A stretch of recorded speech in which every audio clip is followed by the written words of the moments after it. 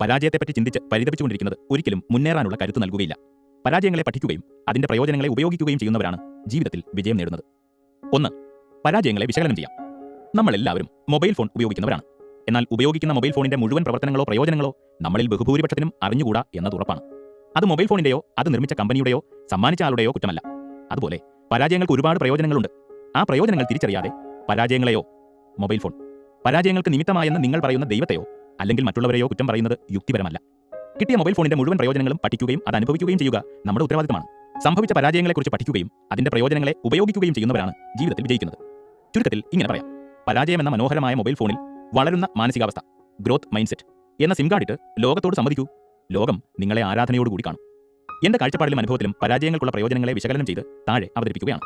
നിങ്ങളുടെ പരാജയങ്ങൾക്കും താഴെ പറയുന്ന പ്രയോജനങ്ങൾ കണ്ടേക്കാം. അവ ഉപയോഗപ്പെടുത്തുകയും ഉയരുകയും ചെയ്യാം. 1. പരാജയങ്ങൾ നമ്മുടെ സുഖവലയം, കംഫർട്ട് സോൺ ഭേദിക്കുന്നു. പൊതുവെ വിജയങ്ങളെല്ലാം സന്തോഷം പ്രദാനം ചെയ്യുന്നു. സന്തോഷം അബോധപൂർവമായ അലസത, അൺകോൺഷ്യസ് ലേസിനെസ് സമ്മാനിക്കുന്നു. അബോധപൂർവമായ അലസത സുഖവലയം, കംഫർട്ട് സോൺ സൃഷ്ടിക്കുന്നു.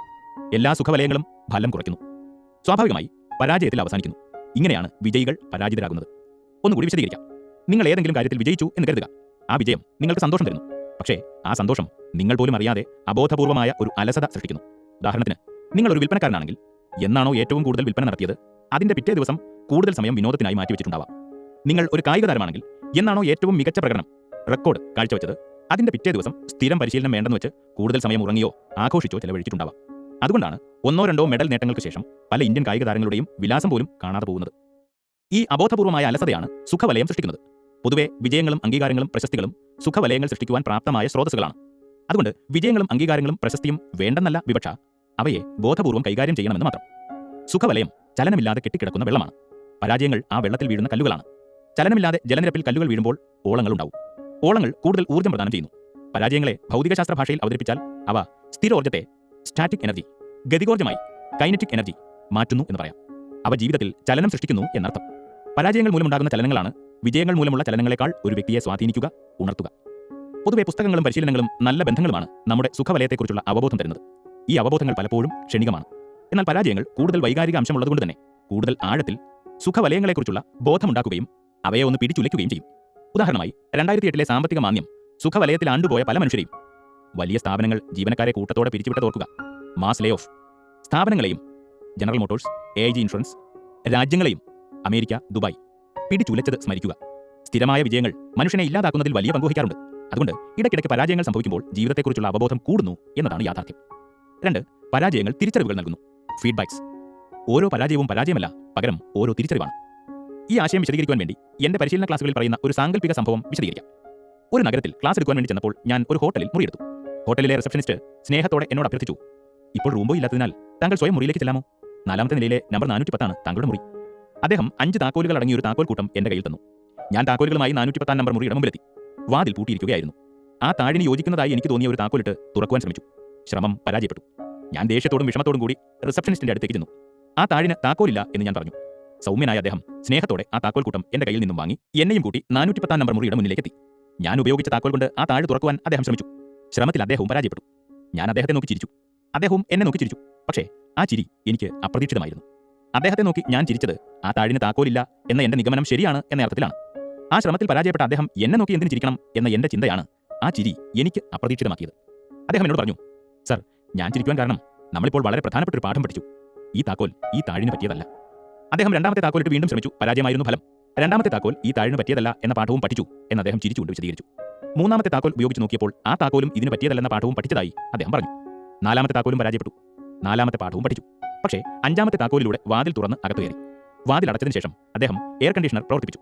3 മിനിറ്റ് നേരം ഞാൻ മുറിയിൽ ഇരുന്നോട്ടെ എന്ന് അദ്ദേഹം എന്നോട് ചോദിച്ചു. ഞാൻ സമ്മതിച്ചു. അദ്ദേഹം എന്റെ മുന്നിൽ ഒരു ധ്യാനിയെ പോലെ കണ്ണുകൾ അടച്ച് മൗനമായിരുന്നു. ഞാൻ മൗനമായിരുന്ന് അദ്ദേഹത്തെ വീക്ഷിച്ചുകൊണ്ടിരുന്നു. 3 മിനിറ്റിന് ശേഷം അദ്ദേഹം കണ്ണുകൾ തുറന്ന് എന്നോട് ചോദിച്ചു, സർ, ഇപ്പോൾ മുറിയിൽ തണുപ്പ് അനുഭവപ്പെടുന്നുണ്ടോ? ഞാൻ പറഞ്ഞു, പുറത്തെല്ലാം നല്ല ചൂടാണ്.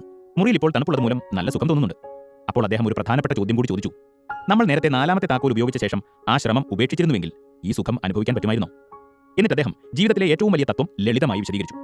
എത്ര താക്കോലിട്ട് ശ്രമിച്ചു എന്നതല്ല സർ കാര്യം, താഴെ തുറക്കുന്നതുവരെ താക്കോലിട്ട് ശ്രമിച്ചുകൊണ്ടിരിക്കണം. അതാണ് വിജയം.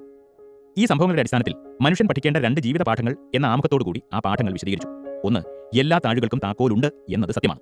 പൂട്ടിക്കിടക്കുന്ന താഴിന് നമ്മുടെ കയ്യിൽ താക്കോലില്ല എന്നതുകൊണ്ട് ആ പൂട്ടിന് താക്കോലേ ഇല്ല എന്ന് പറയുന്നത് ബാലിശമാണ്. താക്കോൽ ഇവിടെയുണ്ട്. അത് അന്വേഷിച്ച് കണ്ടെത്തലാണ് അർത്ഥമുള്ള ജീവിതം. 2.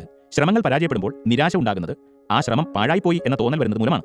പരാജയപ്പെട്ട ശ്രമങ്ങൾ പാഴല്ല, പകരം പാഠങ്ങളാണ് എന്ന തിരിച്ചറിവുണ്ടാകുമ്പോഴാണ് അവ നിരാശയ്ക്ക് പകരം ഊർജ്ജം തരുന്നത്. യഥാർത്ഥത്തിൽ പരാജയങ്ങൾ പരാജയങ്ങളല്ല, മറിച്ചും പാഠങ്ങളാണ്. ഇത്രയും വിശദീകരിച്ച് ഒരു ജ്ഞാനിയെപ്പോലെ അദ്ദേഹം മുറിയിൽ നിന്ന് മടങ്ങിപ്പോയി. എന്നാൽ ഒരു പാഠം കൂടി അയാളിൽ നിന്ന് ഞാൻ പഠിച്ചു. എല്ലാ അനുഭവത്തിൽ നിന്നും, എല്ലാ മനുഷ്യരിൽ നിന്നും എന്തെങ്കിലും പഠിക്കുവാനുണ്ടാകും. വൈദ്യുതി ബൾബ് കണ്ടുപിടിക്കുവാൻ വേണ്ടി 1000-ൽ കൂടുതൽ തവണ ശ്രമിച്ച് പരാജയപ്പെട്ടതിന് ശേഷം ബൾബ് കണ്ടുപിടിച്ച തോമസ് ആൽവ എഡിസനോട് പത്രപ്രവർത്തകർ ചോദിച്ചു, ബൾബ് കണ്ടുപിടിക്കുവാനുള്ള ശ്രമത്തിൽ 1000-ൽ കൂടുതൽ തവണ പരാജയപ്പെട്ടു അല്ലേ? എഡിസൺ ചിരിച്ചുകൊണ്ട് പറഞ്ഞു, ഒരു തവണ പോലും ഞാൻ പരാജയപ്പെട്ടിട്ടില്ല. ഓരോ തവണയും ഞാൻ ഉണ്ടാക്കിയ ലോഹ സങ്കരങ്ങൾ ബൾബുണ്ടാക്കുവാൻ യോജിച്ചതല്ല എന്ന പാഠങ്ങൾ പഠിക്കുകയായിരുന്നു. ചുരുക്കത്തിൽ എഡിസന്റെ ബൾബ് കണ്ടുപിടുത്തത്തിൽ 1000-ൽ കൂടുതൽ പാഠങ്ങളും ഒരു ബൾബും ലഭിച്ചു എന്നതാണ് യാഥാർത്ഥ്യം. എഡിസന്റെ സമീപനം ജീവിതത്തിൽ വിജയിച്ച എല്ലാവരുടെയും സമീപനമാണ്. 3. പരാജയങ്ങൾ അതിരുകടന്ന ആത്മവിശ്വാസത്തെ മിതപ്പെടുത്തും. സാധാരണ ചെറിയ വിജയങ്ങൾ പോലും നമ്മുടെ ആത്മവിശ്വാസം കൂട്ടും. തുടർച്ചയായ വിജയങ്ങളെ തുടർന്ന് നമ്മൾ പോലും അറിയാതെ നമ്മുടെ ആത്മവിശ്വാസം അതിരുകൾ ഭേദിക്കാറുണ്ട്. സ്വാഭാവികമായി നമ്മുടെ ഈഗോ, നമ്മെക്കുറിച്ചുള്ള നമ്മുടെ അഭിപ്രായങ്ങൾ വർദ്ധിക്കുന്നു. അതിരുകടന്ന ആത്മവിശ്വാസം അതിരുകടന്ന ഈഗോ ഉണ്ടാക്കുന്നു.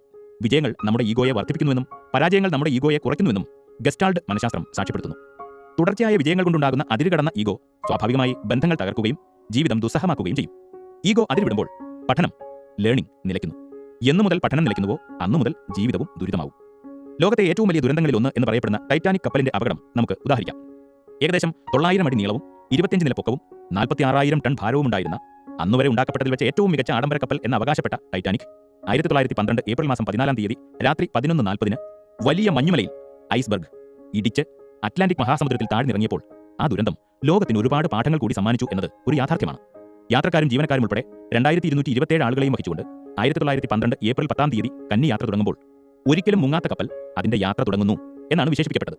കപ്പൽ അപകടങ്ങളിൽ വെച്ച് ഏറ്റവും ഭയങ്കരമായ, കപ്പലുകൾ തമ്മിൽ നേരിട്ടുള്ള കൂട്ടിയിടി നടന്നാൽ പോലും 2-3 ദിവസം മുങ്ങാതെ പൊങ്ങിക്കിടക്കും എന്ന് ടൈറ്റാനിക്കിന്റെ നിർമ്മാതാക്കൾ അവകാശപ്പെട്ടിരുന്നു.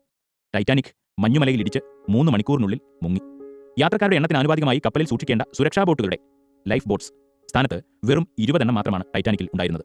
വളരെ കുറവ് സുരക്ഷാ ബോട്ടുകൾ സൂക്ഷിച്ചതിന് ടൈറ്റാനിക് നിർമ്മാതാക്കൾ നൽകിയ വിശദീകരണം ഇതായിരുന്നു: ഒരിക്കലും മുങ്ങുവാൻ സാധ്യതയില്ലാത്തതിനാൽ അൺസിങ്കബിൾ ഷിപ്പ്. 20 ലൈഫ് ബോട്ടുകൾ പോലും അപകടത്തിൽപ്പെടുന്ന മറ്റു കപ്പലുകളിലെ യാത്രക്കാരെ രക്ഷപ്പെടുത്തുവാൻ വേണ്ടി ഉള്ളതാണ്. ഈ അതിരുകടന്ന ആത്മവിശ്വാസം കൊണ്ടായിരിക്കാം മുങ്ങുന്നതിന് മുൻപ് മറ്റു കപ്പലുകളിൽ നിന്ന് കിട്ടിയ മഞ്ഞുമലകളെക്കുറിച്ചുള്ള അപായ സൂചനകളെ അവർ അവഗണിച്ചത്. ഈ അവഗണനയ്ക്ക് അവർ കൊടുക്കേണ്ടി വന്ന വില വളരെ വലുതായിരുന്നു. 705 പേർ ഒഴിച്ച് മറ്റുള്ള യാത്രക്കാരെല്ലാം മരണത്തിന് കീഴടങ്ങി. പക്ഷേ ആ ദുരന്തം പിന്നീടുള്ള കപ്പൽ യാത്രകൾക്ക് വലിയ പാഠങ്ങൾ നൽകിയെന്നതാണ് സത്യം. കപ്പലിൽ ലൈഫ് ബോട്ടുകളുടെ എണ്ണത്തെക്കുറിച്ചും റേഡിയോ സിഗ്നലുകൾ സ്വീകരിക്കുന്നതിനെക്കുറിച്ചും കപ്പൽ നിർമ്മാണത്തിന്റെ സാങ്കേതിക വിദ്യയെക്കുറിച്ചുമുള്ള പുതിയ ചിന്തകൾക്കും വളർച്ചയ്ക്കും ആ ദുരന്തം വളമായി മാറി. അങ്ങനെ ടൈറ്റാനിക്കിന്റെ പരാജയം കപ്പൽ നിർമ്മാണത്തിൽ അതിരുകടന്ന ആത്മവിശ്വാസത്തിന് കടിഞ്ഞാണിട്ടു. പരാജയങ്ങൾ പുതിയ അവസരങ്ങൾ സൃഷ്ടിക്കുന്നു.